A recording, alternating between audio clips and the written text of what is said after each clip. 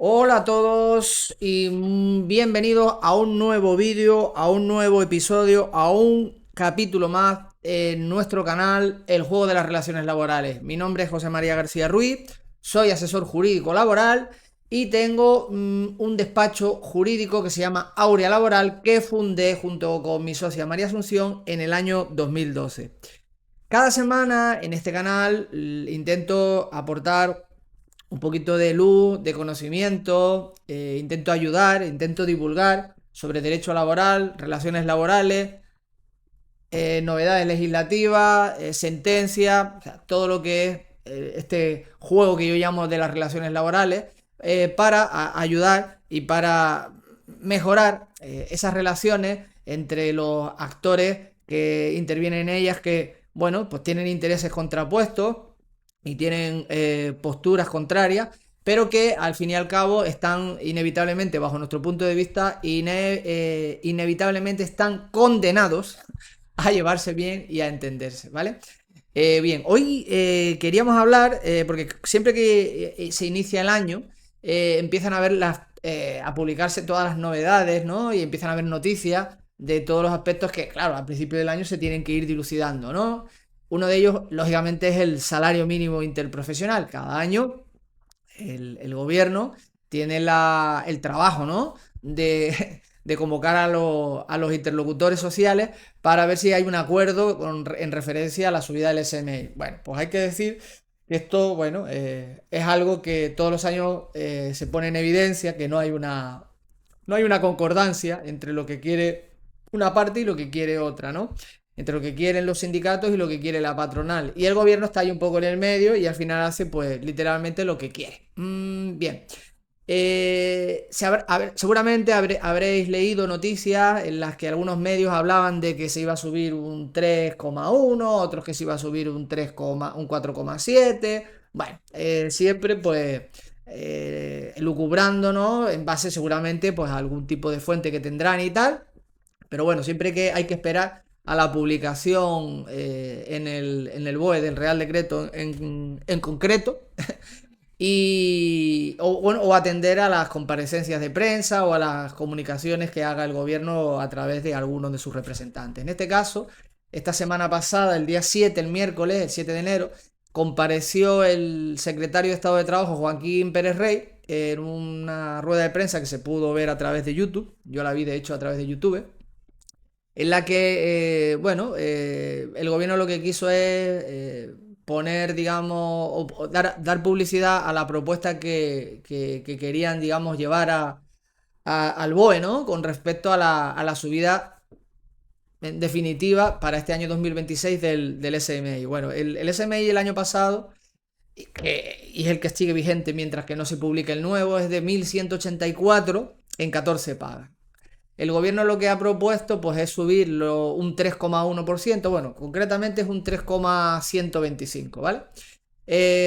Subiéndole 37 euros o adicionando 37 euros a los 1.184 que están vigentes todavía mientras, ¿no? Que vienen del año pasado, del 2025, pero que mientras que no se apruebe el de 2026, pues sigue vigente el de 2025. O sea, la idea es que en breve se publique un Real Decreto en el que se establezca que el salario mínimo interprofesional para el 2026 sea de 1.221 euros en 14 pagas y que, independientemente de la fecha en la que se vaya a publicar, tiene carácter retroactivo y tendrá plenos efectos desde el 1 de enero del 2026. Esto es importante, ya que hay muchísimos trabajadores que en España no tienen un convenio colectivo que regule salarios que estén por encima de ese salario mínimo interprofesional, con lo cual las nóminas de este año sí o sí les han de subir en este 3,1%. Pues lógicamente, teniendo en cuenta que si están a tiempo parcial, tienen contrato a tiempo parcial, pues esa subida será en proporción a su jornada, ¿no? Pero bueno, básicamente van a cobrar 17.094 euros anuales para una jornada completa. Y aunque se publique en el BOE a principios de febrero, va a tener efectos desde el 1 de enero. Así que si se ha abonado ya la nómina de enero con el salario mínimo interprofesional del 2025 porque no estaba aprobado todavía, pues las empresas tendrán que regularizar y abonar esa diferencia, ¿vale? Esto es importante porque yo todos los años siempre veo que hay empresas que el mes de enero pues se lo saltan un poquito y ya empiezan a pagar a partir de febrero, ¿no? Incluso hasta marzo. No regularizan o no pagan y enero y febrero lo dejan así un poquito como hacia atrás, que mirando para otro lado. Hay que decir que el dato del IPC no lo he consultado, la verdad, para grabar el vídeo, pero el que consulté hace un par de días, a 30 de diciembre del 2025, el INE había publicado un 2,9 la subida del IPC, ¿vale? O sea que el gobierno lo ha subido un poquito más, ¿no? Hasta un 3,1. Bien, otro de los aspectos importantes de los que se habló en esa rueda de prensa del día 7 de enero fue cómo iba a ser a nivel fiscal el trato de este nuevo salario mínimo interprofesional, o sea, la subida de esos 37 euros. Y bueno, parece ser que el gobierno lo que plantea es que sí, pues que no tenga que tributar, ¿no? El SMI. A ver, hay que tener en cuenta que el SMI es el salario mínimo bajo el cual ninguna empresa puede contratar legalmente a una persona a jornada completa y bueno, o en proporción según la jornada, ¿no? Entonces, bueno, se podría decir que esto es un salario o una cifra de salario que es, digamos, mínima asistencial. La mayoría de los convenios, por suerte, están muy por encima de esas cuantías y cuando se van quedando obsoletos, muchos de ellos incluso la subida las proyectan por encima, ¿no? De este salario mínimo, ¿no? Entonces, bueno, aunque en el cómputo, digamos, global de los trabajadores a nivel nacional no son todos o la mayoría los que están con salarios tan ajustados, sí que verá que no deja de haber según las estadísticas, lo que he estado mirando yo, están en torno a 2,5 millones de personas las que están cobrando o percibiendo salarios por el SMI, ¿no? Entonces, bueno, para estas personas que las empresas pues, muchas veces, pues, si no les exigen pagar más de esa cantidad, pues van a pagar solo esa cantidad, ¿vale? Entonces, bueno, teniendo en cuenta que es un salario pues bajito, ¿no? Hay que tener en cuenta que el nivel de vida ya hoy en día es muy elevado, ¿no? Vivienda, alimentación, etcétera. Entonces, para ese nivel de renta, pues lo deseable, ¿no? Es que no haya que tributar, puesto que si encima hubiera que tributar por eso, pues la disponibilidad a nivel económica neta después para el trabajador va a ser todavía incluso peor, lo que va a suponer un perjuicio económico para su día a día, ¿no? No va a tener, digamos, digamos, ese soporte tan real, ¿no? Porque si encima tiene que tributar y pagar una parte, pues es complicado, además de la parte que ya le quitan de la cotización en la nómina todos los meses, ¿de acuerdo? Aunque verá que la parte del trabajador es poquita, pero no deja de ser un dinero al final de año, ¿vale? Porque hay que mirarlo no en términos mensuales, sino en términos anuales al final, ¿no? Lo que vas a percibir son esos 17.094, pero si tienes que tributar y tienes que cotizar como es lógico y normal para tener derecho al futuro, a las prestaciones que te puedan corresponder, pues al final esos 17.094 pues se pueden quedar en una cantidad que a lo mejor pues es hasta insuficiente, ¿no? Para que una persona pueda vivir según en qué zonas, ¿no? Según en qué áreas y según en qué ciudades viva uno. Otro de los aspectos de los que se habló y que también han pedido esto es muy interesante, ya que normalmente cuando se inicia todo lo que es el recorrido del salario mínimo cada año, siempre evidentemente se pone de manifiesto la petición pues, para los empresarios desorbitada del sindicato digamos, y la ofrenda escasísima que según los sindicatos ofrece la patronal, ¿no? Entonces la patronal estaba hablando de un 1,5, los sindicatos estaban hablando de un 7,5 y el gobierno ha dicho un 3,1, ¿no? Bueno, de alguna manera se pone un poco de equilibrio por parte del gobierno, un poquito más de lo que es el IPC, ¿no? Un poquito más del IPC, que después habrá que ver cómo queda el IPC al final, ¿no? Pero bueno, va a estar ahí en torno al IPC. Y uno de los temas que parece ser que sí que no ha generado para nada polémica, la subida sí, los porcentajes, lo que acabo de explicar, pero hay otro tema también que es muy interesante, que yo nunca he entendido por qué hay empresas que entran a licitar en contratos con la administración. ¿Por qué? Porque claro, esos contratos normalmente duran 2, 3 años a lo mejor, ¿no? Y claro, esas empresas tienen unos salarios que pagar y cada año se van incrementando, pero al parecer, ¿no? Cuando tú haces el concurso y pones en tu propuesta, en tu sobre, como lo quieras llamar, en tu comunicación para licitar el importe de tu coste, teniendo en cuenta, lógicamente, el salario del personal que vas a poder necesitar y emplear, pues no puedes tener en cuenta, o lo tendrías que tener en cuenta, pero claro, te arriesgas a que te quede fuera, que yo no sé cuál es el riesgo ahí, pero que realmente trabajar en un contrato donde te cierra la puerta a que puedas subir los salarios cada año, pues no tiene ningún tipo de sentido para una empresa, bajo mi punto de vista.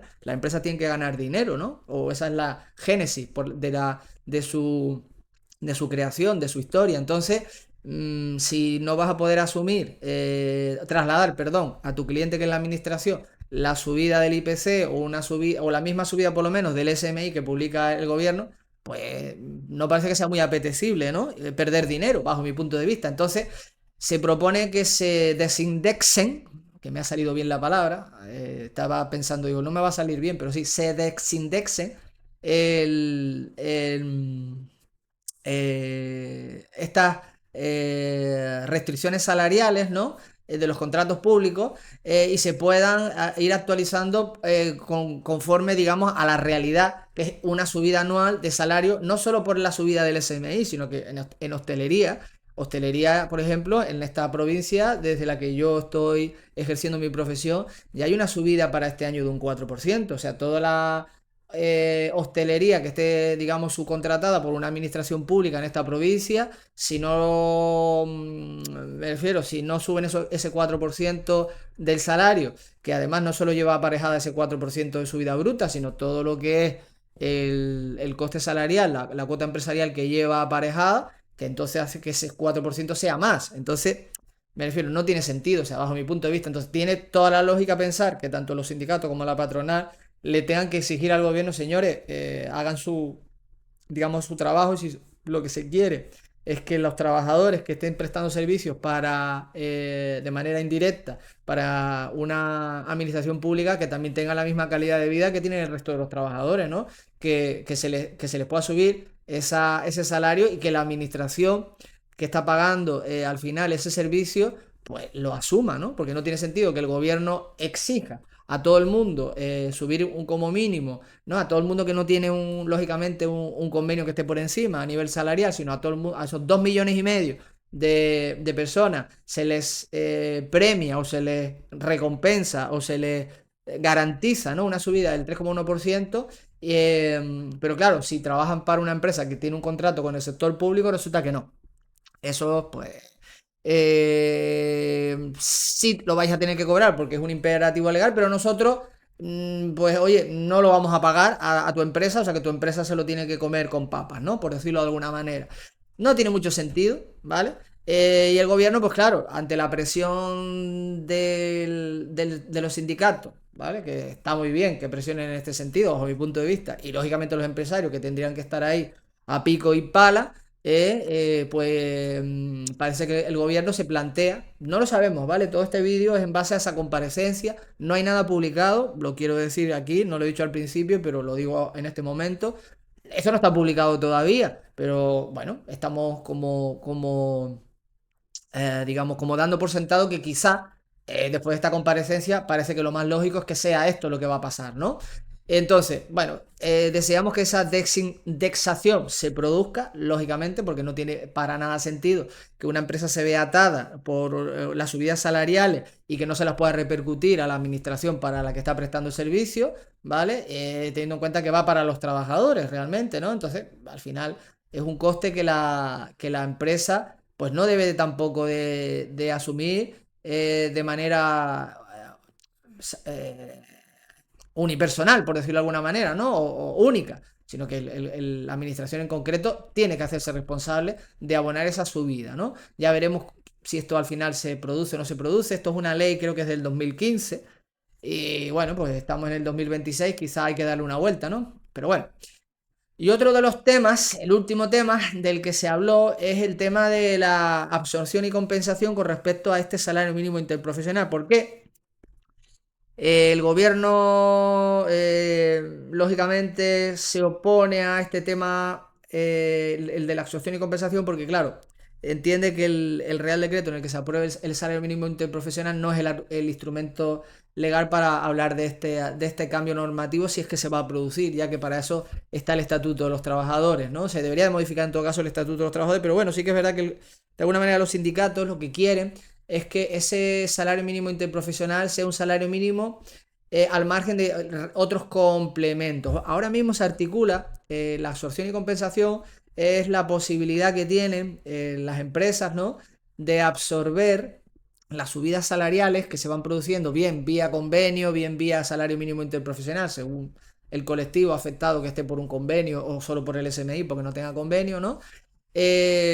A absorber estas subidas que se van produciendo cada año, ¿no?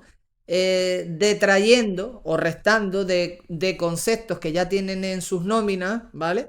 Y que les están, digamos, retribuyendo por encima de esos límites, ¿no? O sea, están por encima y lo que hacen es que no hay una subida real, ¿vale? O sea, si el salario mínimo interprofesional, vamos a poner un ejemplo redondo, fueran 1.500, ¿no?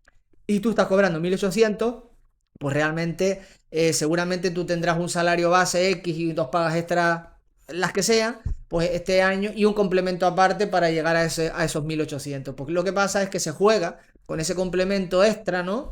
Y se va minorando ese complemento y se van subiendo el resto de conceptos. De manera que el trabajador ve como que los conceptos sí que es verdad que han cambiado a nivel numérico, los que tienen que cambiar, pero hay uno que los está compensando a los demás y no hay una subida real. O sea, matemáticamente el efecto es el mismo, ¿vale? Con lo cual al final el trabajador que está cobrando por encima, realmente con este mecanismo, el de la absorción y compensación, realmente no ve una subida real, ¿no? Nosotros hemos tenido aquí casos en el despacho de trabajadores que tenían un salario elevado, muy por encima de los convenios de SMI y de todo, pero que llevaban 25 años, ¿no?, sin que se les aplicara una subida en sus nóminas. Entonces, claro, al final eso parece que tampoco tiene mucha lógica, pegar un pelotazo de subida brutal para que después el trabajador no tenga, digamos, una revisión cada X tiempo, ¿no? Bueno, no sé, aquí evidentemente va a haber personas que piensen de una manera y otras de otra, pero bajo nuestro punto de vista no tiene mucho sentido, ¿vale? Si tú le subes a un trabajador 500 euros de golpe y eso lo va a situar muy por encima de subida de SMI y de convenio seguro, ¿vale? Y lo dejas así durante 10 años, al final, con el coste de subida de la vida, está perdiendo dinero, ¿vale?